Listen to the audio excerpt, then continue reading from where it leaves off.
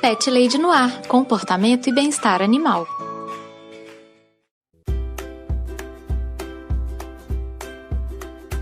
Olá, Pet Lovers! Aqui é Carol Barros e você está ouvindo o Pet Lady no Ar, o podcast que é o mais fantástico de toda a podosfera. E nesse episódio eu conversei com um amigo sensacional, o Andrioli Costa, ou então o colecionador de sacis, que pesquisa folclore e cultura popular brasileira, veio aqui ao Pet Lady no Ar conversar um pouquinho sobre os animais que aparecem no folclore e também como que essas histórias têm a ver com o nosso cotidiano. Aí eu já estive lá no Poranduba, o podcast do Andrioli. Estive no episódio 108 falando sobre folclore e cachorros. Eu vou deixar esse link desse programa na descrição aqui do episódio. Não deixem de ouvir. Inclusive, os contatos do Andrioli estão no post.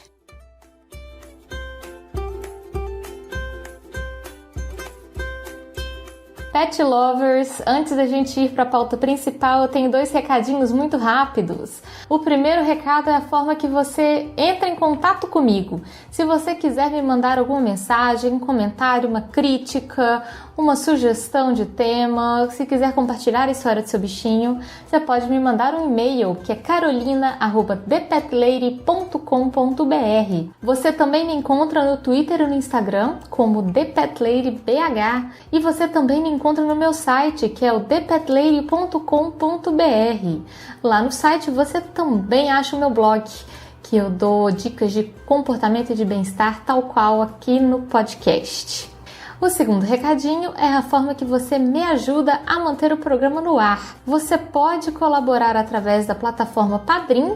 Se você clicar em padrim.com.br/petladynoar, você vai ver todas as faixas de apoio e vai encontrar uma que se adeque mais ao seu bolso. A partir de R$1 mensal, você já se torna um pet padrinho. E você também me encontra lá no PicPay. É só você procurar por @ThePetLady, que você também vai achar os planos de assinatura. A partir de R$1, você já pode participar também e se tornar um pet padrinho. Uma das grandes vantagens é participar do grupo que a gente tem lá no Telegram, que a gente troca ideias, troca fotos, compartilha experiências, é um lugar muito legal mesmo. E se você não puder colaborar financeiramente, só de você compartilhar esse episódio com os seus contatos, eu já fico muito feliz. Muito obrigada, Pet Lover! E como sempre, eu quero agradecer os meus pet padrinhos, que são os melhores do mundo e investem tempo e din-din para deixar esse podcast cada vez mais feliz. Um abraço para o Alex Almeida, para o Bruno Mancini, Daphne de Mello, Dalton Cabeça, Marina Jardim, Padu Cantuária, Felipe Rodrigues, Werquilane Martins, Henrique Vasconcelos, Ricardo Varoto, Paulo Barquinha, Gilca Alves, André Ávila, Daniel Maia, Márcio Vasques e Alexandre Zen. E você que tá aí ouvindo a gente, você também pode ser um pet padrinho. Você já sabia disso, não sabia? A partir de R$1 você já entra para esse grupinho seleto de pet padrinhos maravilhosos. E você me ajuda a manter o podcast no ar. E colaborando a partir de R$10 mensais, você vai entrar aqui pro hall dos padrinhos com o nome no programa. Considere apoiar o Pet Lady no ar nesse novo ano, é muito importante para mim. E aí você também entra lá no nosso grupinho do Telegram. Agora, bora ouvir o papo que eu tive com o Andrioli?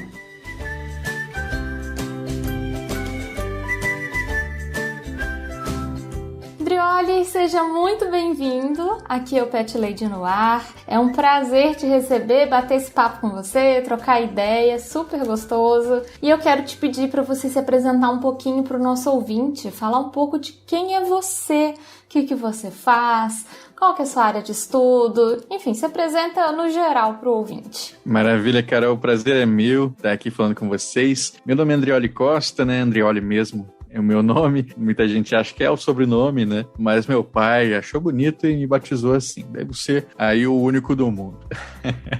Eu sou jornalista e pesquisador especializado em folclore, cultura popular brasileira.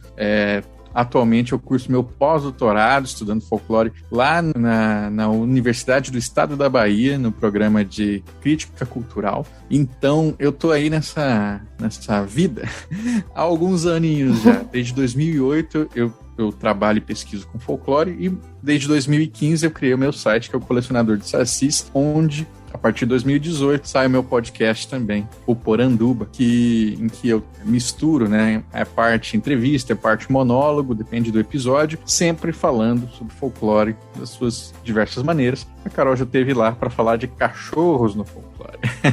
Então fica a dica aí para você conhecer lá. Qual que foi o episódio? Foi 108, 108, né? Eu vou deixar linkado aqui também na descrição do episódio para o ouvinte ir lá ouvir, caso não tenha ouvido ainda. Foi muito legal esse episódio. Muito legal. O pessoal ativou várias memórias, velho.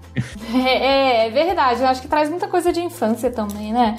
Muita lembrança quando a gente fala um pouco assim, de cultura popular, ainda mais relacionado a cachorro, né? Uhum. É um animal que tá no nosso dia a dia, assim, o tempo todo. E bom, eu convidei a Andreoli pra vir aqui hoje pra gente falar justamente de animais e de folclore, de lendas populares, da cultura e tudo que tem a ver com animais. Eu fiz um episódio no Halloween, eu não vou lembrar o nome, mas foi no Halloween desse ano, vou deixar também pro ouvinte aqui, que eu falei justamente de lendas e contos que tem a ver com animais, mas sempre no sentido negativo, que tem a ver com morte, com azar, com coisa ruim. Ficou um episódio, no final das contas, muito engraçado, porque a gente foi meio que desconstruindo todos esses mitos, mas a gente viu também que tem muita coisa que envolve bicho, né? Que envolve os animais. E isso é uma coisa curiosa que eu já quero começar te perguntando isso. Você tem uma ideia de por que tem tanta lenda e tanto conto e folclore que envolve animal, Andreoli? Isso faz algum sentido,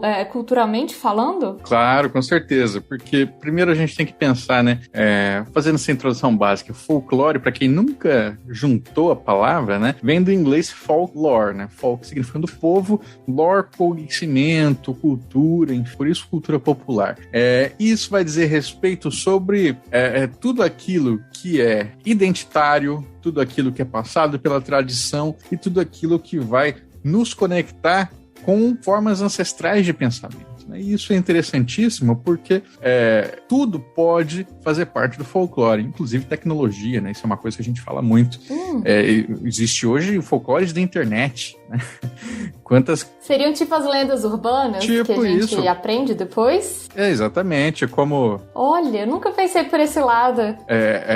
E duas coisas, né? Sim, os creepypastas da vida são lendas do ambiente virtual e também o ambiente virtual é um grande veículo de compartilhamento dessas histórias. Então a gente às vezes pensa assim, tá morrendo, né? Folclore tá morrendo, ninguém mais fala disso. Aí você abre seu TikTok, abre suas stories, o quanto de gente que tá lá ensinando simpatia, ensinando reza, ensinando, contando caos e imitando, assim, fazendo, eu sou uma tinta e não sei o quê.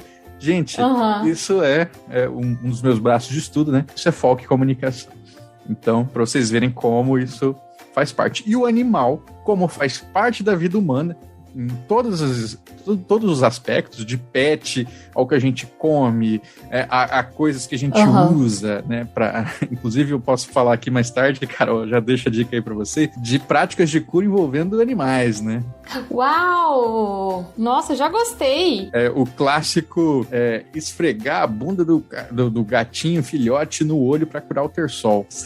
Gente, André, olha, eu te juro que eu nunca tinha ouvido falar isso e eu já estou assim... Maravilhoso. Sabe? Adorei isso, já adorei isso, assim. Então, nesse sentido, né, às vezes a gente pode até pensar assim, muita gente que escuta, né, ou que passa por esses conteúdos assim, de maneira muito superficial, pode acabar pensando, nossa, como o povo é ingênuo, né? Como é que eles criam esse tipo de pensamento?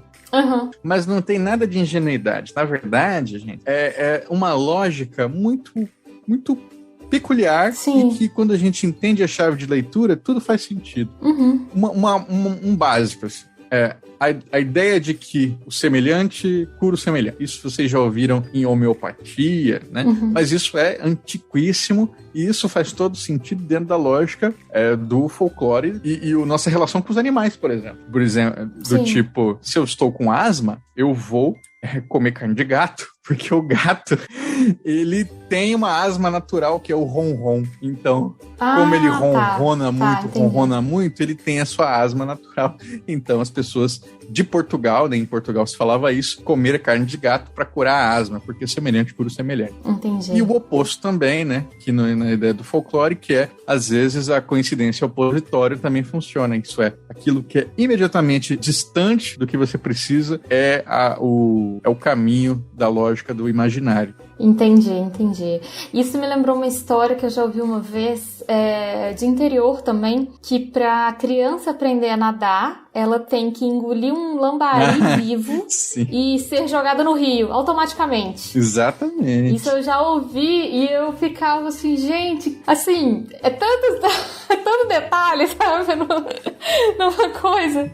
E pra criança falar, a criança que não fala, você sabe como é que é, né? Não, eu já tinha ouvido falar uma vez disso de beber água de chuva. É isso? Água de chuva é bom, essa também, mas pensando nos animais, né, você pega o pintinho e faz ele piar na boca da criança. Por quê? Ah, tá. Né? Aí as duas lógicas, né? Primeiro a voz que tá saindo, o pintinho, né?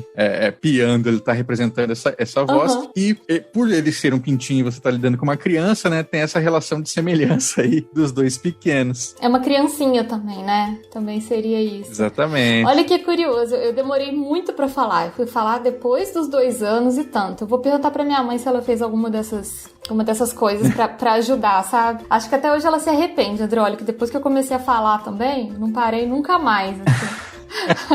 Nunca mais fechei a matraca. Mas a gente conversou já, o Andreoli já fez essa introdução, falando um pouco, né, dessa relação. E o que eu quero trazer pra você, pra gente começar o nosso papo, justamente tem a ver com a cultura popular e com essas lendas e contos. Por exemplo, quando eu pesquisei sobre as lendas, entre 1 milhão de aspas, ruins e negativas que tem a ver com animais, a figura da coruja aparece o tempo todo, Andreoli, toda hora, que a coruja anuncia morte, que a coruja traz azar, que se uma coruja sobrevoa uma casa, significa que a pessoa vai morrer, e pra não morrer tem que fazer tal coisa. Você já ouviu muitas dessas histórias envolvendo corujas, especialmente? Sim, com certeza. As corujas, vejam bem, né?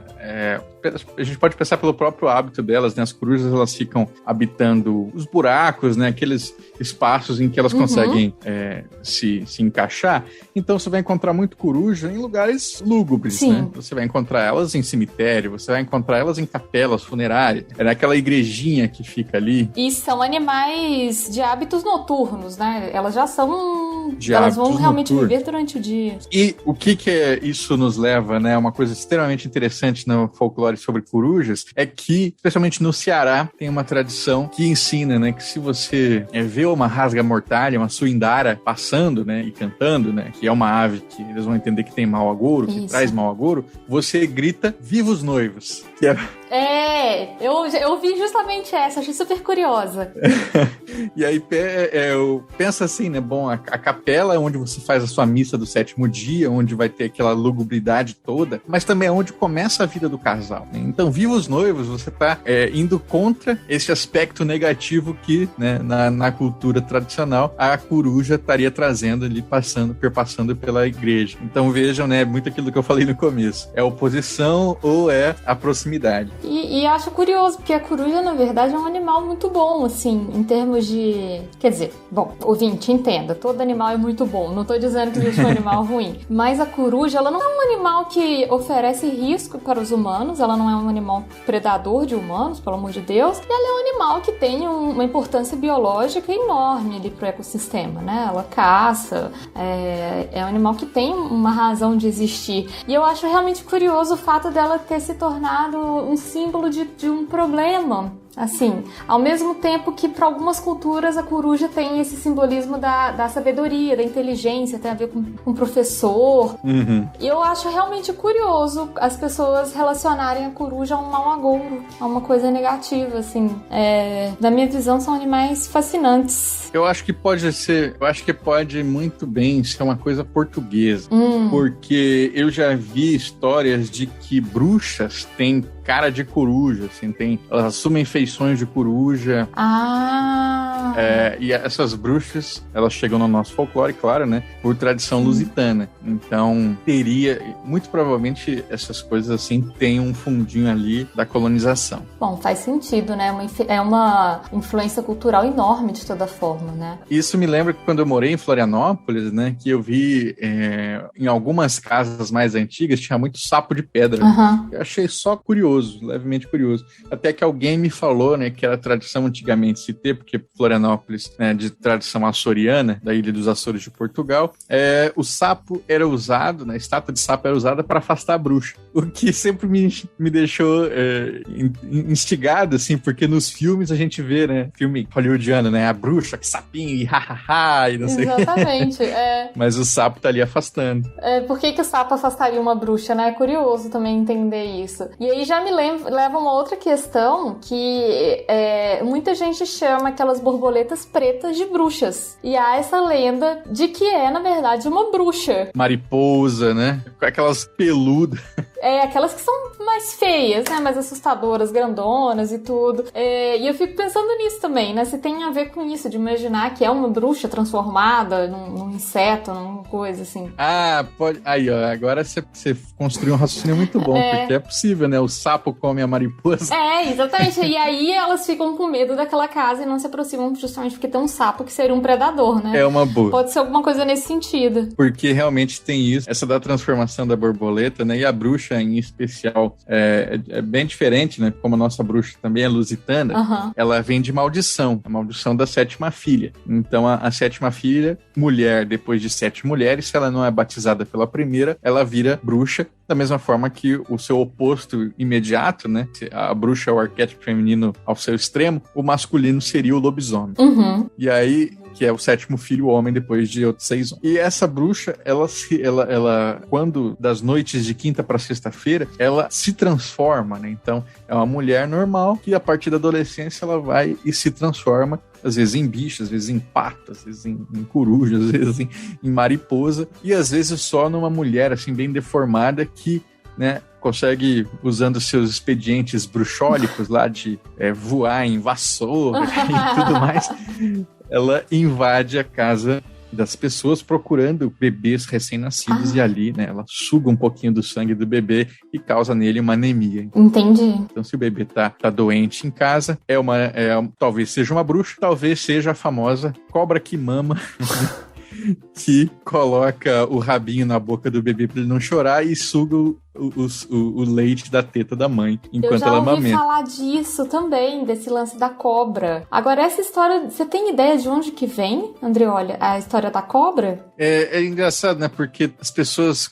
Eu sempre ouvi como sendo a cobra caninana. Caninana era a cobra que mama. E a caninana, ela é uma cobra que ela não é peçonhenta. Até lembro de um vídeo que viralizou um tempo atrás, que era assim, essa aqui é a caninana, a cobra do bem. Aí o cara mexendo na cobra e joga ela pra cima e pra baixo. E é uma cobra bem pacata. Então, muito provavelmente, né, por essa manhosidade dela aí, né, já que ela não causava mal nenhum, ela estava muito próxima ao seio familiar, essas coisas foram sendo construídas.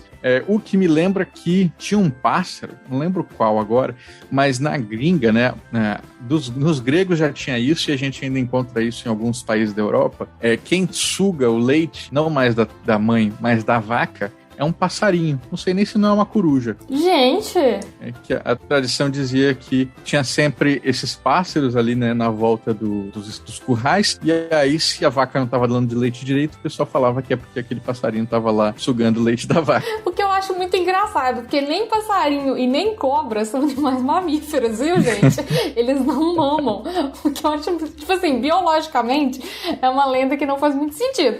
Mas é lenda, né? Vamos entender por esse lado, assim. Mas é engraçado imaginar um passarinho tomando leite da vaca, realmente. E tem um filme que chama Tapete Vermelho, que é com o Matheus Nastergaile, e a Gorete Milagre, que fez a Filomena, né? Uhum. E a Filó, ela acaba descobrindo que tem uma cobra que mama, aparecendo pra sugar o leite da teta da mãe, enviado por uma bruxa. Uhum. E essa é uma cena que eu sempre mostro nos meus cursos, assim, né? E muita gente fica transtornada, assim, as mulheres especialmente, né? Porque é uma cena muito desagradável da cobrinha vindo bem no peito da mãe, assim, e ela fica... Nossa, que agonia, nossa. E aquilo, muitos alunas minhas falam assim, ai meu Deus, que horror. Que agonia, que agonia. Realmente parece ser tipo um extremamente desconfortável, né? Coisa muito estranha. É muito bom.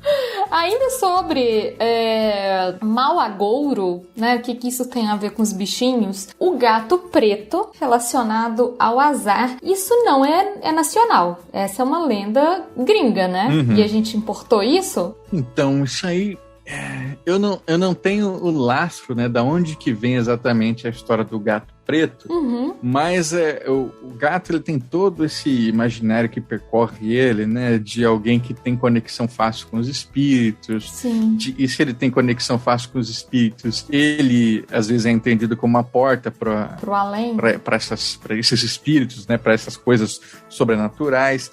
Então, essa ideia de ser alguém que percorre esses dois umbrais, né, ele acaba ficando mal visto. E é uma pena, assim, porque eu tinha a impressão que já era uma coisa ultrapassada. Não é. Mas acompanhando esses grupos de doação de animal, né, assim, quem se preocupa mesmo, evita doar os gatinhos pretos em datas específicas, porque, né, primeiro que eles podem ser maltratados, e segundo porque eles são mal vistos, então as pessoas às vezes podem cometer, né, violências ali com o bichinho só porque ele é preto. Sim, infelizmente, Andreoli, infelizmente, porque gato preto é tão maravilhoso como qualquer outro gato, assim, um animal incrível, de qualquer cor, né, eles são maravilhosos. Eu já ouvi uma vez uma pessoa falando, não sei se tem a ver, tá, justamente com a Inquisição, que os gatos também eram perseguidos e eram mortos porque eles representavam, enfim, tudo isso que você falou, né, um misticismo, tinha a ver, o gato, ele tem umas questões que incomodavam, né, as pessoas, do tipo, o gato sumia, desaparecia por 3 dias, voltava, aparecia, ninguém sabia onde o gato tava. Você bate a luz no olho do gato, reflete, aquilo era visto como um misticismo muito grande, né, do que é isso, é bruxaria. Então tinha muito a ver com isso também, sabe? Então acho que o gato preto, coitado, ele infelizmente ainda carrega... Pagou o pato. Ainda carrega essa lenda que não tem nada a ver com nada, viu, gente? E uma outra coisa que a gente... Pois é, eu tenho o meu... Você tem Tenho o meu gatinho preto aqui, foi meu primeiro gato. Ai, que delícia! É o Bri. E ele tá aqui agora. É Bri igual queijo? Igual o queijo, porque a gente comprou no dia que ele chegou em casa, e aí a gente ficou a semana inteira ali pensando no nome. A gente gosta de Bri, então vai ser o Bri. Ai, que delícia! É uma ótima escolha de nome. Adorei. E gatos pretos são incríveis. Eu nunca conheci nenhum que eu não gostasse. Eles são muito bons mesmo. A gente tava conversando um pouco em off antes da gravação sobre a Joaninha. Você sabe de onde que veio isso? Que Nossa. Joaninha é sorte? Poxa, quando você me falou isso, eu falei, como é que eu nunca fui atrás? Porque a minha namorada, ela vive falando disso, né? Que Joaninha é sorte. Da Joaninha. Não, que ela, sorte, não mata. Diferente de quando vem aqui uma Maria Fedida ou uma Fede, né? Que a gente não quer matar porque ela é podre. A gente não quer matar a Joaninha porque ela traz bonança, né? Não sei de onde que vem, mas eu já anotei aqui para ir atrás porque é muito legal mesmo. Realmente é um bom presságio. Pois é, eu achei curioso. Se o ouvinte souber ou tiver alguma teoria e quiser compartilhar, é só mandar também. Mas eu achei super curioso, assim. Não sei também de onde que vem. E aí, Andreoli, tem umas outras relações aqui com o animal que eu sempre achei curiosa, que tem a ver com religião católica. Você professa alguma religião hoje? Você tem alguma? Eu sou do catolicismo popular, né? Eu fiz todo aquele negócio de crisma, por influência da minha mãe. E depois eu fui me aproximando muito mais do folclore, né? E fui me aproximando muito mais da ideia dos santos. Os santos são incríveis. Sim. Eu adoro as devoções em santos, eu adoro as histórias, né? Inclusive, a palavra lenda, ela deve muito às narrativas dos santos, né? Porque se contavam as legendas para passar as histórias dos santos, né, no período medieval. Ah, que legal! Então, você falava de lenda, não falava como sinônimo de mentira, como às vezes as pessoas usam hoje, ou como uma mera historinha, era como uma história sagrada. Então, aquela era a lenda dourada do santo. Tinha a ver com uma história oral mesmo, né? Uma história oral, de ler, vem de ler, né, tem os radicais muito próximos ali de ler, leitura. Que legal! Aí vem a legenda. Eu tô numa categoria que eu considero muito curiosa e que eu acho que muitos brasileiros se encaixam, né?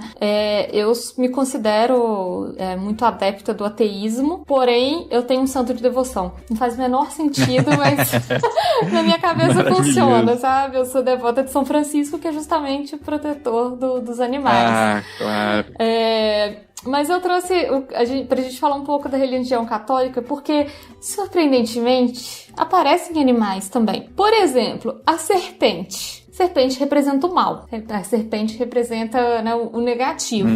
Isso é comum também no popular, em outros contos, em outras lendas? Ótima dúvida, assim, porque às vezes as pessoas costumam pensar assim, na ideia de um dicionário de mito.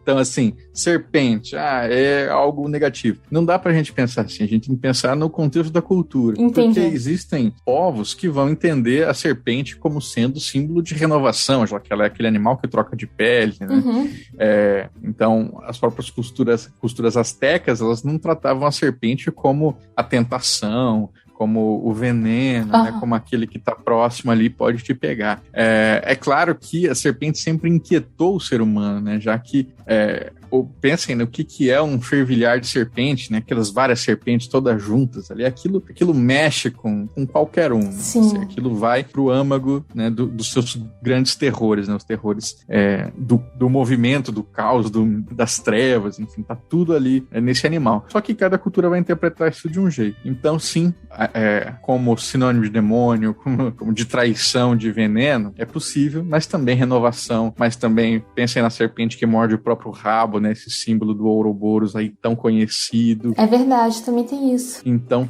temos muitas possibilidades. E entre os povos indígenas, no Brasil, é muito comum a serpente como uma relação de contiguidade dos rios. Então você fala que o rio é uma grande serpente. Uau. O Amazonas é a cobra grande, e os seus afluentes são outras cobras ali que vão abrindo esse caminho pela mata, e conforme ela se mexe, ela pode derrubar ali barrancos, e outros afluentes vão surgindo, vão desaparecendo pelo próprio movimento da cobra. Nossa, eu nunca tinha pensado assim. Muito legal, muito interessante essa concepção dos rios enquanto serpentes, né? Muito rico isso, muito legal. E olha aqui, vamos ver assim, convido aí os ouvintes que são de Maranhão, do Pará, de Bonito, Mato Grosso do Sul, enfim, temos várias cidades aí, Parintins, ouvi dizer também, muitas cidades pelo Brasil que tem serpentes enterradas, gigantescas, né, enterradas embaixo da terra. Muitas vezes a ideia é assim, a serpente é tão gigante que a sua cabeça tá na igreja matriz e o seu rabo tá, aí coloca em outro lugar, assim, pode ser a prefeitura, pode ser o bumbódromo, pode ser, sabe? Então é um bicho tão gigante. Tá distante, né, assim, tá bem distante. Quando ela acordar, vai destruir a cidade inteira. Uau! Isso aí é, sim, muito comum no Brasil, e eu adoro essa ideia, né, de que ela tá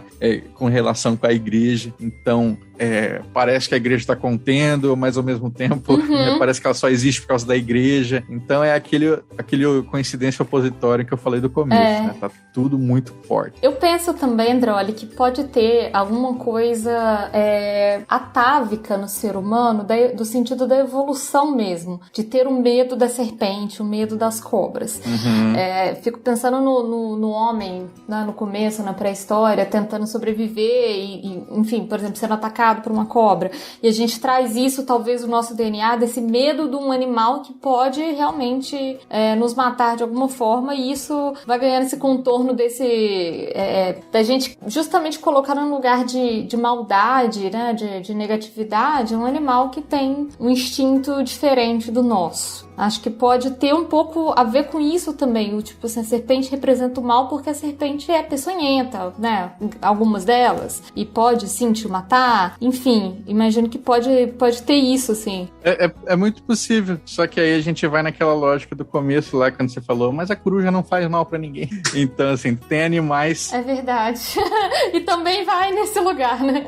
Então, às vezes a explicação, ela é mais funcional, assim, né? Tipo, é claro, esse bicho pode te machucar. Então a gente conta histórias pra evitar que a gente se aproxime dele. Mas muitas vezes também tem outras funções simbólicas que estão envolvidas ali, né? Seja no grito dele, na forma como ele se mexe, na forma como ele morre. Tudo isso vai afetando a gente de outras formas. A forma que a serpente se mexe é bizonhice. É intrigante pra gente, né? Assim, a gente não entende como que aquele animal consegue se mexer, se ele não tem, tipo, patas, não tem como, né? Só com o corpo. É realmente intrigante acho que pro ser humano fica nesse questionamento, assim. Bom, outro animal que aparece no catolicismo é o cordeiro. Ele é o animal visto como puro e que o seu sacrifício vai limpar o pecado dos homens. O que tem a ver, nas suas pesquisas de folclore, o sacrifício animal com a purificação de pecados? Isso aparece outras vezes? Ou isso é uma coisa... Como que é isso? O sangue, né?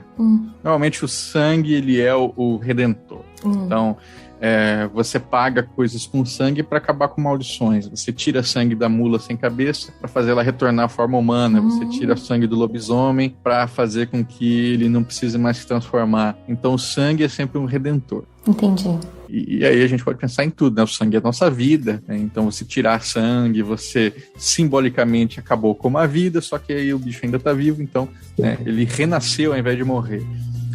E o cordeiro, claro, né? Muita gente aí que é do interior sabe, né? É um animalzinho que ele não grita, né? Se você passar a navalha nele. Então ele morre em silêncio. Então ele tem toda essa questão aí de paz, de martírio, que era uma coisa muito forte no catolicismo, especialmente no começo, né? Do sofrimento mesmo, né? Sofrimento, os santos são todos martirizados lá nas legendas douradas, né, que eu mencionei, né?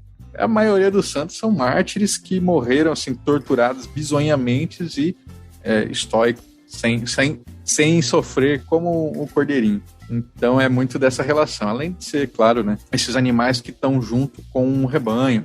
Se a gente está falando do pastor, aquele que guia, né, o cordeiro e os animais de rebanho, eles vão estar sempre ali nas metáforas mesmo. Né? Não vai ter muito como fugir delas. Faz sentido aí. Nunca tinha pensado nesse sentido do rebanho mesmo, né? Mas é a metáfora de um pastor guiando o seu rebanho de cordeiros de inocentes e puros, enfim. Isso. Para alguma situação, faz todo sentido. E um outro animal, por fim, que aparece também, é a pomba branca. E esse eu tenho muita curiosidade, assim. Em que momento que a gente passou a achar que o Espírito Santo é representado por uma pomba branca? Nossa, aí eu não vou saber, né? Porque a gente sabe que Espírito Santo, língua de fogo, e aí daqui a pouco pomba, e como é que uma coisa, a língua de fogo vira pomba, não sei. Não, e assim, um outro questionamento que eu faço justamente sobre a pomba branca, e aí eu não sei se você tem alguma ideia sobre isso, por que a pomba branca é símbolo de paz? Por exemplo, abertura de algum evento esportivo, as pessoas soltam pombas brancas. O que isso significa, assim, em termos simbólicos, com a pomba branca? Eu pergunto assim, honestamente, eu nunca entendi qual que é a relação da coisa com a outra, sabe? Não sei dizer também. Eu sei que a pomba, a gente pode lembrar, né, que ela era aquele animal que se soltava na época dos descobrimentos e quando ela voltava com o raminho, ela tinha encontrado terra fresca, né? Então, é um animal que está sempre junto ali também, enquanto um mensageiro, enquanto aquele que vai e volta, né, que traz que permite a comunicação, então tudo aquilo que permite a comunicação está muito próximo. É alguém que mostra as descobertas, então é aquilo que vai trazer benesses do futuro pra gente, né? Tô ali há meses no mar, perdido, e aí daqui a pouco... procurando a terra, né? E vem a pomba. E aí a pomba mostra pra gente a terra prometida. Então, historicamente, ela está sempre nos acompanhando e não é difícil pensar que ela nos inspirou a muitas coisas. Bom, faz sentido. Agora, dessa relação direta com o Espírito Santo, eu acho que precisava de uma leitura mais específica. Pois é. Interessante. Se o ouvinte souber ou tiver algum palpite e quiser compartilhar, essa é uma curiosidade real que eu tenho. Já me afastei há muito tempo do catolicismo, então eu não sei, né? Mas, pô, o que tem a ver Espírito Santo com pomba branca? Mas eu fico extremamente curiosa, hein, ouvinte? Se você souber, quiser compartilhar, é só entrar em contato comigo. E agora, vamos partir para a sua área, Andreoli. Agora, quero testar seus conhecimentos. Vamos lá. Porque eu confesso pra você que eu estudei folclore há muito tempo, na escola, né? Há muito, muito tempo. E tem algumas lendas que eu não só não me lembro, como eu acho que eu confundo uma lenda com a outra. Então eu separei, eu separei algumas coisas aqui pra conversar com o Andreoli, pessoal, justamente sobre folclore brasileiro e o que tem a ver com os animais, né? Nesse sentido. E o primeiro que eu quero trazer aqui pra gente conversar é um que você já citou, que é a mula sem cabeça. Eu me lembro de algumas coisas da mula sem cabeça que eu não sei se é realmente a lenda da mula sem cabeça, mas eu me lembro que tinha a ver com uma mulher que tinha relações com um padre ou algo nesse sentido, e então ela era amaldiçoada e se tornava uma mula sem cabeça que vagava pela floresta soltando fogo do buraco da cabeça. Na verdade, eles falavam fogo das ventas, o que também é curioso, porque se ela não tem cabeça, ela não tem venta. Mas eu sempre imaginei aquela mula sem cabeça do Maurício de Souza, né? Que tem só o fogo saindo pelo buraco. O que é a mula sem cabeça, Andreoli? Ótimo. Você lembrou muito bem, porque eu lembro de uma vez em sala de aula que eu perguntei, né, quem podia me explicar sobre a mula sem cabeça, e o aluno falou que era uma mula que vivia na floresta. Grande... Não explicou grande muito, explicação. né? Então, você lembra muito bem, né? É uma mulher... O mito da mula sem cabeça é a narrativa de uma mulher amaldiçoada por ter cometido a violação de um interdito. E esse interdito é um interdito religioso-social. E que muitas vezes se fala mesmo dessa violação de relacionar-se com um homem da igreja, né? Com um padre. Mas, quando eu fui estudar sobre esse mito, eu vi que, especialmente no começo do século XX, ainda se falava de outras derivações do padre, né, do pater latino, que aí vai ser a mulher que tem relação com o pai, com o compadre, com o padrinho, né, e, claro, com o padre da igreja.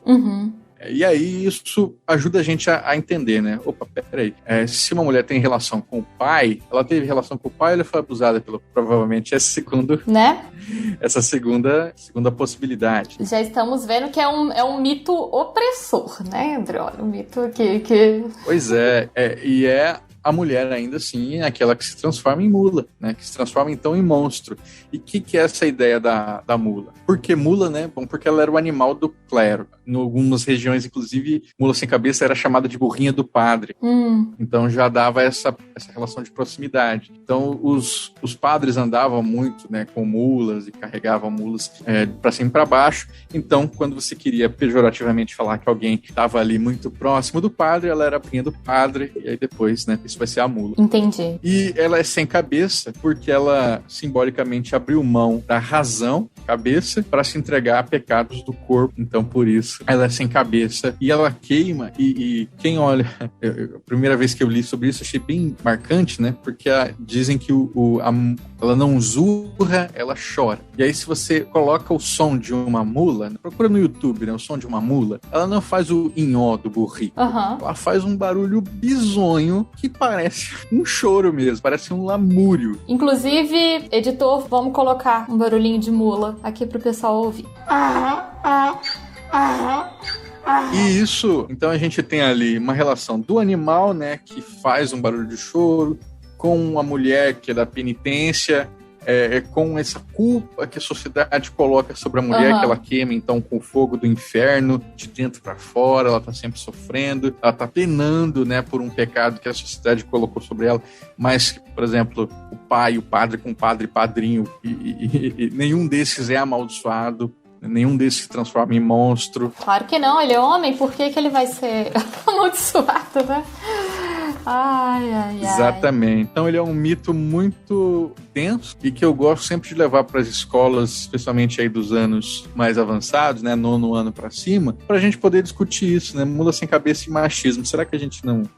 será que isso está tão distante da nossa vida assim, né? Um questionamento. Será que isso não tem relação nenhuma? Será que é uma mula que finalmente fica só lá na floresta? Ou a gente pode aprender alguma coisa com essa discussão? Bom questionamento. E como que desfaz essa maldição? Tem jeito? Isso, 2 jeitos, né? Um, você tira sangue dela, como eu falei no começo, ou você tira o freio que tá ali na cabeça pegando fogo dela. E eu gosto muito desse segundo jeito, simbolicamente, porque tirar o freio é devolver a liberdade. Sim. Então, se a mula é um mito que se transformou, uma maldição imposta por um peso, né, social, religioso, você tirar esse freio dela, então você libertá-la, é tirar essa maldição. Perfeito. É um mito muito completo, assim. Ele fala, ele de início ao fim, ele tá extremamente coerente na sua proposta, né, de ser um mito, por um lado, muito misógino e, por outro, oferecendo um caminho de libertação, que é a gente entendendo como que as mulheres não se transformem mais em mulas sem cabeça. Sim. Maravilhoso. Eu realmente não sabia como é que resolvia a maldição, como que acabava com isso, sabe? Mas muito legal. Adorei. Já gostei muito da mula sem cabeça. Realmente, igual você falou, é um mito que tem começo, meio e fim, né? Tem tudo, assim. Sim. É bem legal mesmo. Agora vamos para outro, que é um outro animal que eu acho que também tem a ver com mulheres. Você vai me elucidar, que é o boto cor-de-rosa. O boto cor-de-rosa, você me corrige, Andreoli, se eu estiver errado, mas era um boto que se transformava em homem, ia para cidades, para as festas, e ele se envolvia com as moças, engravidava as moças e depois voltava pro rio e nunca mais aparecia. E era um boto justamente porque ele usava um chapéu, né, tampando o buraquinho da respiração dele na cabeça. E o que eu aprendi é que isso justificava as gravidezes sem explicação das mulheres, das moças. O que é o boto cor-de-rosa? É isso mesmo, o boto. É interessante que os primeiros relatos de boto que se transforma em ser humano, porque, claro, boto é um animal, então a gente via boto aqui desde sempre. Mas ele é um animal do norte, né? Ele fica do norte do país. Na verdade, assim, vou até colocar assim, existem 3, 4 tipos de boto no país. Aqui no sul, por exemplo, a gente tem boto também, só que é um boto diferente, é o boto cinza, ele parece mais um golfinho, ele tem um narizinho pequeno, não tem nada a ver com esse que é o nosso querido boto vermelho ou boto cor-de-rosa. O pessoal lá do norte gosta mais de chamar ele de boto vermelho.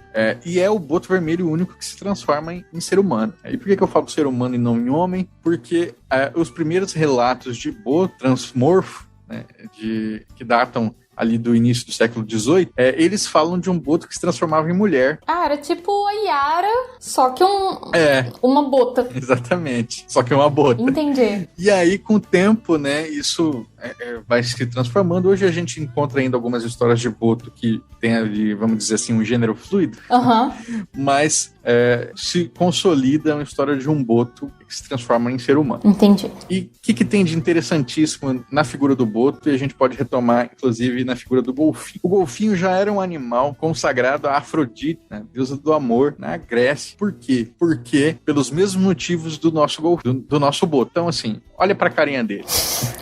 Ele tem ali aquela cabeça, né, lisa, redonda, com um buraco da onde ele ejeta, né, água, como todo cetáceo faz. Isso é o que a gente chama de uma relação de homologia, isso é uma proximidade imagética imediata com a glande do pênis e ejaculação. Sim. Então, já é um animal que está sendo ligado ali. A gente bateu o olho e a gente pensa nisso.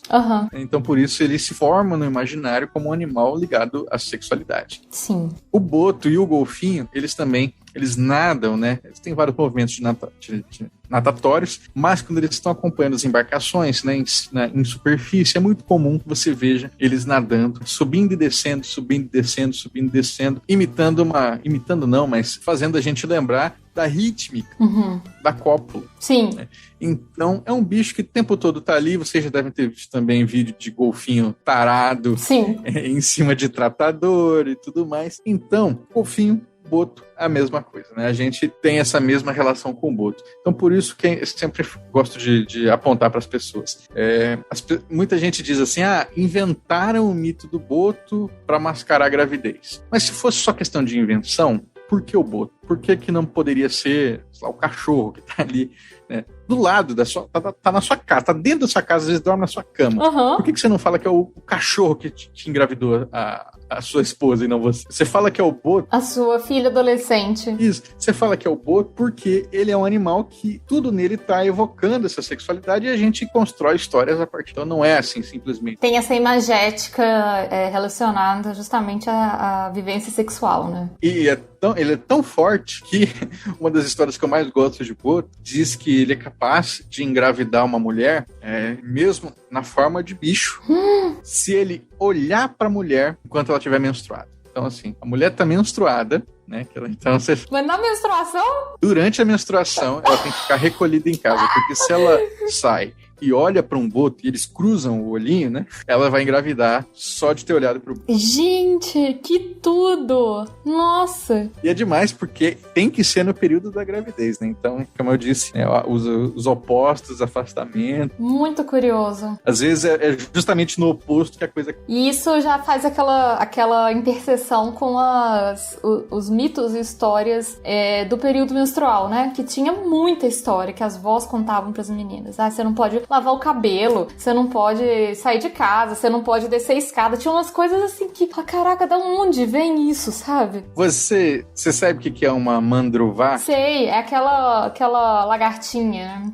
Na casa da minha mãe tem um tanto daquela. Não. É uma lagartaça. E aí, tem a história, né? Que se você é uma pessoa que está menstruada, cuidado para não passar por cima, né? De uma mandruvá, ou os vários outros nomes dela, porque ela sente, ela é atraída pelo cheiro da menstruação e ela vai entrar dentro de você e vai te engravidar de várias mandruvás. Então, cuidado. Ai, pelo amor de Deus, Andrioli, que coisa horrorosa. É pior do que o boto. Muito pior, porque o boto ainda vai te engravidar de um bebê humano, eu imagino, né? Essa aí, depois vocês vão lá no meu podcast, escutam o episódio 25 com a parteira, que é uma parteira patachola da Bahia, que é a Jassanã, e ela dá esses conselhos lá de evitar a lagarta sinistra. Gente, que tudo. Eu vou até colocar aqui no post do episódio para o pessoal procurar. Adorei. Bom, o boto já sacamos qual é do boto. Agora vamos para uma outra lenda, um outro mito do folclore, que esse eu não sei nada, André. Olha, você vai ter que me explicar tudo, que é o boitatá. Que é a primeira coisa a gente ficar chocado que não é um boi, né? Porque a gente sabe que existem várias lendas de boi, mas o boitatá não é um boi. O boitatá é uma cobra gigantesca, não é? Exatamente. E é bem interessante, né? Porque, vamos colocar assim, ele é e não é um boi.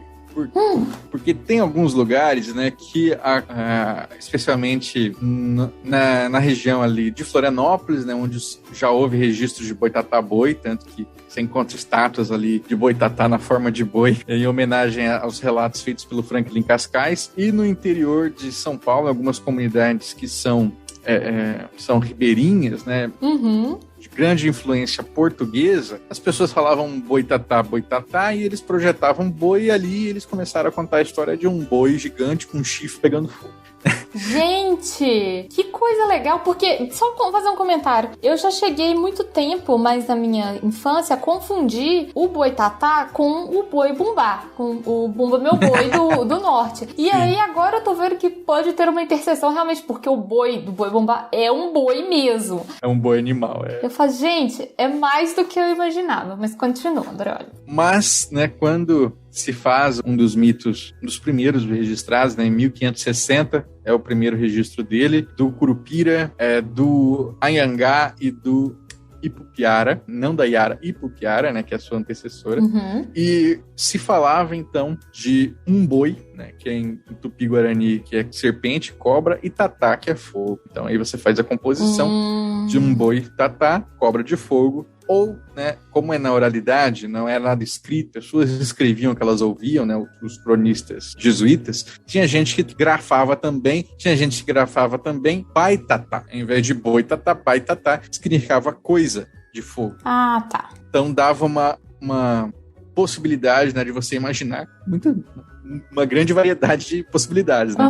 Porque se é uma coisa de fogo... Isso no Tupi. Isso, no Tupi. Porque se é uma coisa de fogo, pode ser tanto um tronco, né? Então tem histórias aí de... O pessoal fala boitatá, mas é um tronco gigante pegando fogo que cai. E a nossa clássica serpente, a boitatá. Que no Sudeste ela não tem uma narrativa, ela é só um grande espírito mesmo, né? Que ataca as pessoas que estão na mata, às vezes porque essas pessoas estão causando incêndio, às vezes não por isso, realmente é um espírito assim que é meio errático.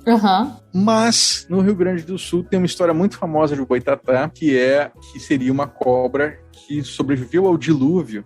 Aí você pode pensar que é o dilúvio da Bíblia ou qualquer outro dilúvio das mitologias possíveis, e ela comeu só os olhinhos dos bichos que já tinham morrido. Então a cobra grande sobreviveu e ela ia sugando os olhos dos outros animais que estavam ali boiando depois do dilúvio. E como dentro do olhinho de cada uma tinha um pouco da fagulha da sua alma, ela comeu tantas fagulhas que ela pegou fogo de dentro para fora, e aí ela vira uma cobra. E aqui se fala isso, né? Que ela é uma cobra, tipo um fogo fato, né? Então ela é uma cobra que queima com fogo azul, um fogo pálido. Não é aquele fogo, aquele fogo da sua churrasqueira, não. Não. É o fogo dos mortos. É aquele fogo de cemitério, né? Que é justamente que assusta as pessoas, que é o fogo fato. Nossa, eu achei muito bonito, na verdade, a lenda. Tipo, é assustador, né? Mas é interessante mesmo essa ideia de comer uma fagulha da alma dos animais. Mas é assustador, e é um bichão, né? É uma cobrona. Bom, temos ainda mais 2 bichinhos folclóricos aqui que eu quero conversar com o Andrioli.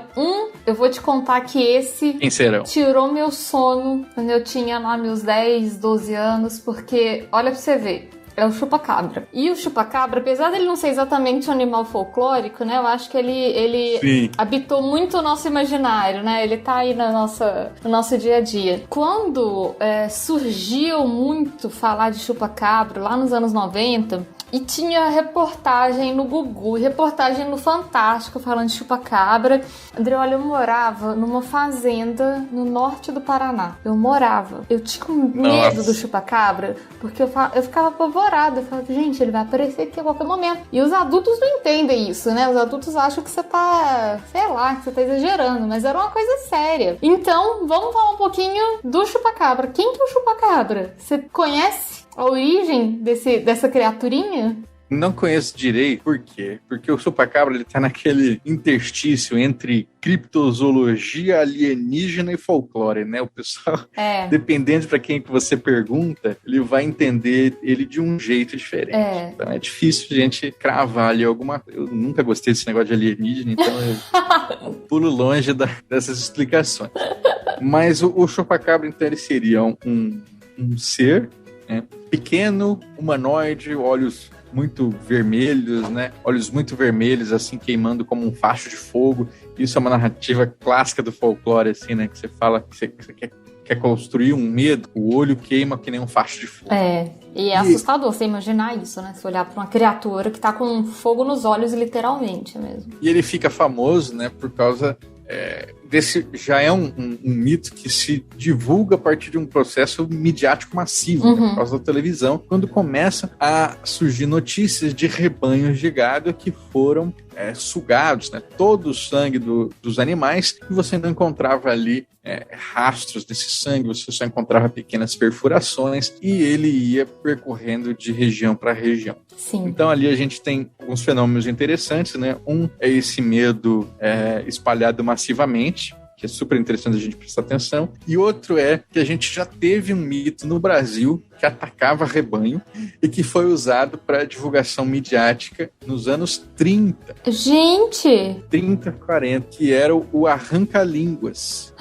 será que ele é um antecessor do chupacabra? Da mesma família, assim? Pois é, só que ele era um macacão, né? Ah, rapaz. 3 metros de altura, que ele matava o gado e arrancava sua língua fora para comer. E aí muita gente explica, né, que quando o gado fica com febre aftosa, a aftosa vem de afta, a febre faz a linguinha dele ficar toda empelotada, e ele acaba, quando morre, ele morde a língua cai. Então o pessoal diz que tem muito a ver com essa relação. Faz sentido. E o governo de Goiás achou essa lenda, né, esse mito, algo tão impactante que eles começaram a divulgar isso nacionalmente para chamar atenção para Goiás. Nossa, gente. Então eles usaram para benefício do turismo, assim, para ver se tinha gente que vinha para conhecer o arranca-língua. Conheça Goiás, temos nosso próprio ET aqui. E as grandes manchetes da época falavam, então, né, que era arranca-línguas era o King Kong brasileiro, porque era a época que estava passando aquele filme do King Kong de stop motion nos cinemas. É engraçado o poder da mídia nisso, né? Assim, como que o envolvimento da mídia é pesado, assim. Imagina esse caso, por exemplo, eles ainda aproveitaram para uma coisa não exatamente boa, né? Mas buscar uma divulgação do Estado, enfim. O mesmo aconteceu um pouco com Varginha. Varginha vive muito à base do ET de Varginha. Você vai em Varginha, na época, né? Os orelhões eram em formato de nave, de ET, era uma coisa assim, era muito engraçado o tanto que eles abraçaram isso, assim, né? Vamos envolver a cidade nisso, já que tá todo mundo falando disso, vamos então aproveitar, né? E é por isso que é um caminho bem difícil, assim, de você traçar uma linha. Por exemplo, as pessoas me perguntam, ET de Varginha é folclore? Depende, né? Olha só o que virou Varginha, né? O tanto de práticas folclóricas que o ET inspirou. Agora, os extraterrestres, eles têm toda uma explicação que foge do âmbito cultural, né? Sim. Eles estão ali para esse âmbito da pseudociência ali, que se explica de várias maneiras diferentes que não são as maneiras do folclore. No folclore eles existem porque são mágicos. Eles existem porque são amaldições, né? Que eles estão ali com outros processos. Mas é interessante mesmo isso que você falou, né? O tanto que isso já vira parte também do lexo popular, né? Da gente trazer isso pro nosso dia a dia, de falar de ET, do ET de Varginha. Isso não vira uma coisa assustadora mais, né? Isso vira uma piada quase, assim, vira uma brincadeira, né? Vira um cotidiano mesmo. Cotidiano, né? O último animal, entre aspas, folclórico que eu quero falar com você é um que está na moda, está em voga, que é a cuca. O que é a cuca? E aí, temos vários tipos de cuca, né? Tem a cuca que eu aprendi quando era criança, que era um jacarezão. Tem a cuca do Sítio, do Pica-Pau Amarelo. E tem a cuca da série Cidade Invisível, que eu não sei se você viu, que é a Alessandra Negrini, que, pelo amor de Deus, não mete medo em ninguém. Inclusive, atrai muitas pessoas, porque é uma cuca maravilhosa, né? Ficou todo mundo apaixonado pela cuca da Alessandra Negrini. O que é a cuca? A cuca é realmente um jacarezão? É pra gente ter medo da cuca? Então, a cuca é super complexa, a cuca, né? Por quê? Porque, se vocês pensam assim, não existe história de cuca. Cuca, ela está no folclore a partir da cantiga. Você canta a cantiga de Iná, que é nananeném, que a cuca vem pegar, papai foi na roça, mamãe no cafezal, ou suas tantas variações, né? Não sei se... Ou seja, você tá ameaçando o seu filho, né? Ou se você não dorme, a cuca te pega. Isso, mas ao mesmo tempo temos ali a continuação da música, né? Que é o desce papão de cima do telhado, deixa esse menino dormir sossegado. Então, você tá, por um lado, falando assim, vai dormir, senão a cuca pega, mas se ela vier, né? A gente tá afastando ela com o poder da cantiga. E aí, como é que eu digo assim? A cuca e os papões em geral, eles fazem parte de um ciclo de história, chama ciclo da angústia infantil. Que são aqueles que são usados para assustar as crianças na primeira infância. Tipo o boi da cara preta também? O boi da cara preta, tipo o bicho papão, tipo o tutu, bicho tutu. Tutu, inclusive, que tava na série lá, só que como um porcaço. Tutu Marambá, com certeza. E aí, ela não precisa ter uma forma específica, porque para criança, na primeira infância especialmente, o que importa é o que ela faz, que ela vai te comer. Então, a criança consegue entender isso, né? esse é um papão. Se ele é um papão, ele vai me papar. Então, eu não preciso pensar numa forma específica, ele só existe e me dá medo. Então, cuca, no folclore, teoricamente, não tem forma. Agora, a gente encontra variações, né, dessa narrativa que vão dando forma para ela. Por quê? O coco é como na Europa se chama o bicho-papão. Em Portugal, a gente vai ter a coca, que também é um bicho-papão, só que coca é também um jeito de chamar abóbora. Então, às vezes, esse papão é desenhado como se fosse tendo uma cabeçona de abóbora. Olha, gente, é tipo aquele americano Tipo um Jack-o'-lantern, né? Olha. Exatamente. E aí, se você pega a derivação de coca para coco mesmo, né? Dizem que o nosso coco, o coco da Bahia, né? A fruta, os portugueses deram esse nome porque eles usavam de referência do cocoruto, né? Do nosso crânio. Então, esse fruto é tão redondo, parece um crânio. Entendi. Então, vejam só, né? Coca, coco, cuca, não sei o que, tá tudo meio que ali. Então aí você vai dando forma de um crânio, forma de uma abóbora, forma de algum bicho que fica em cima do telhado, né? E aí isso já vai criando algumas variações aí pelo Brasil. Entendi. O lobato, da onde que tira o jacaré? Muito provavelmente ele pega inspiração na cuca-fera, que é um outro bicho, que é um bicho da Península Ibérica, né? Que você encontra na famosa festa da cuca-fera, São Jorge enfrentando não um dragão, mas esse bicho, que é um dragão tartaruga. Eles fazem, assim como a gente faz ali o nosso Bumba Meu Boi, né? Com uma pessoa dentro e tal, lá é a pessoa dentro da cuca-fera, ela vai e dança, come criança. Entendi. Então ela é um dragão tartaruga que a gente adapta, né? O lobato adapta e faz ela ser o jacaré. E aí se fortalece a imagem do jacaré por causa da mídia em cima do sítio, né? Mas normalmente não se falava de um animal para Entendi. Ela não tem originalmente uma forma específica, né? Entendi. Eu acho que de todas essas opções eu gosto mais da Alessandra Negrini mesmo, gente. Vamos manter esse imaginário de cuca, que eu acho que é o melhor que a gente pode ter. Que é o da bruxa que a gente falou no começo do programa, né? Que ela vira...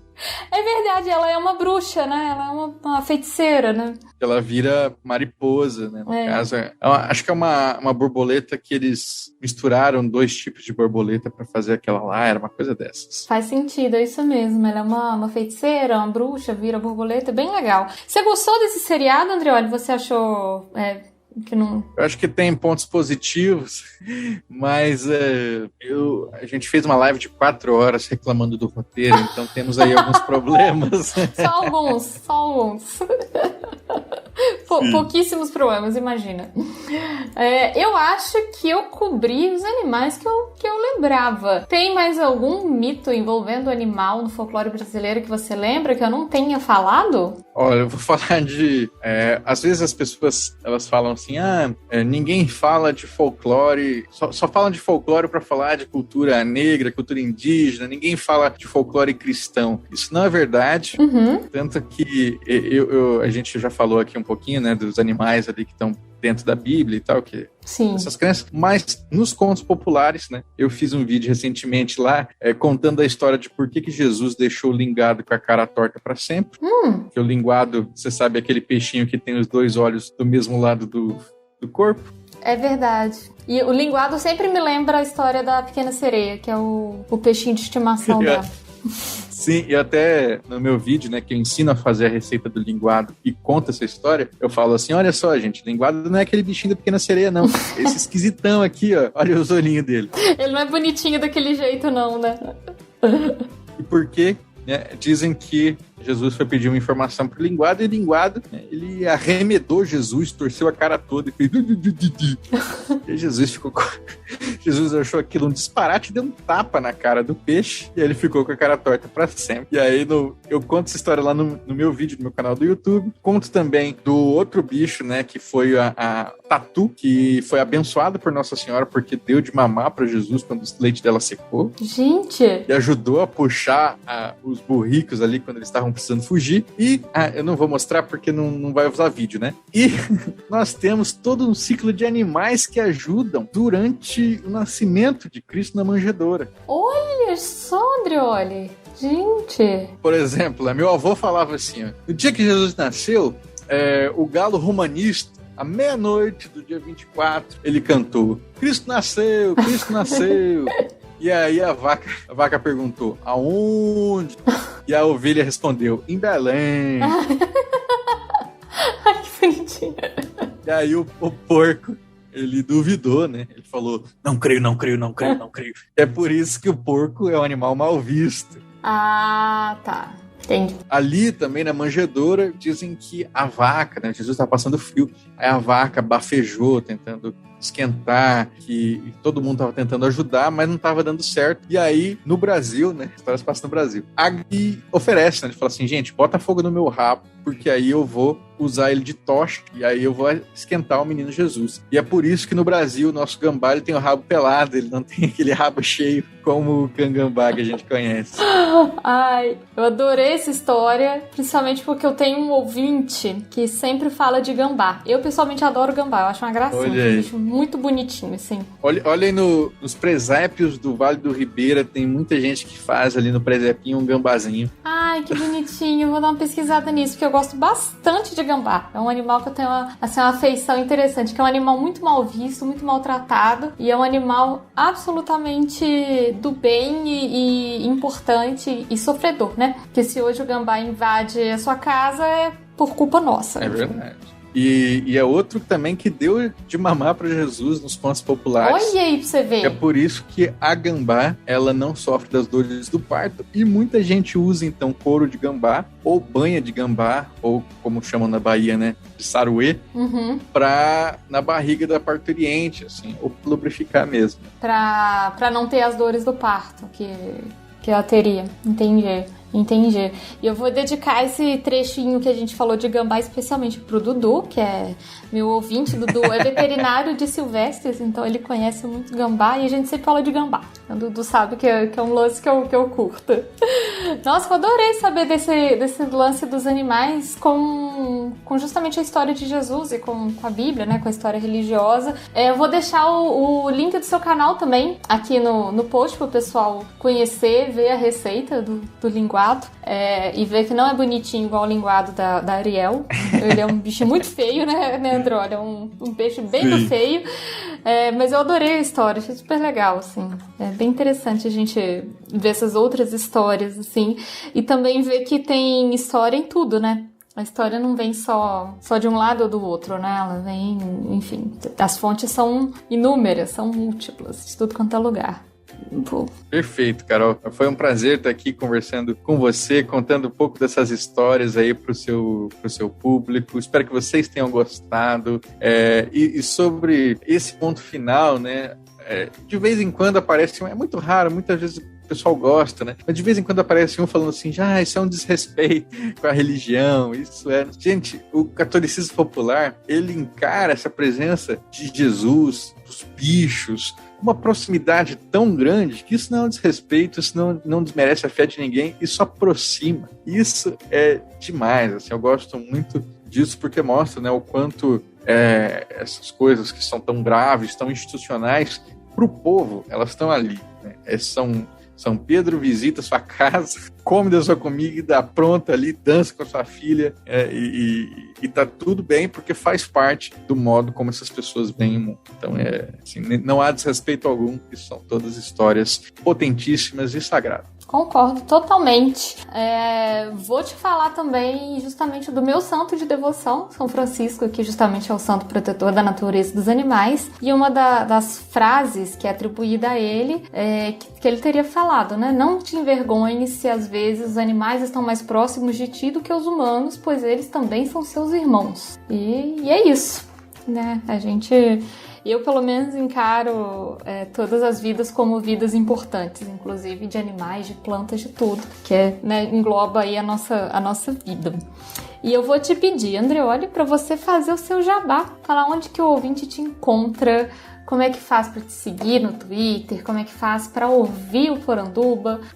Fala do seu canal também, e eu vou deixar também tudo linkado aqui pra galera ir conhecer o seu trabalho. Muito obrigado. Então, gente, quem quiser me encontrar, é só procurar em colecionadordesacis.com.br ou nas minhas redes sociais. Eu uso mais o Twitter, então procura lá por @Andrioli, ou joga Colecionador de Sacis na busca também, que eu uso Andrioli, Colecionador de Sacis como usuário. Então você vai me achar com facilidade. Meu canal é o Colecionador de Sacis, e o podcast podia ser, né, Colecionador de Sacis, para tentar virar uma marca, mas não, é Poranduba, que significa histórias, né? Histórias fantásticas, notícias, coisas instigantes, né? Então a minha ideia quando eu criei esse podcast, já que uma das possibilidades de entendimento é que significa histórias fantásticas, é que todo mundo tem uma história fantástica para contar. Todo brasileiro tem um pouquinho, né? Então vocês lá vão encontrar, como eu disse, parteira Pataxó, até diretor de cinema. Vocês vão encontrar do meu avô até a Carol, que fez ali a sua participação. Perfeito! Então, sejam bem-vindos à nossa Poranduba. Excelente, muito obrigada, Andrioli, e espero você voltar aqui. Até a próxima. Valeu, tchau, tchau.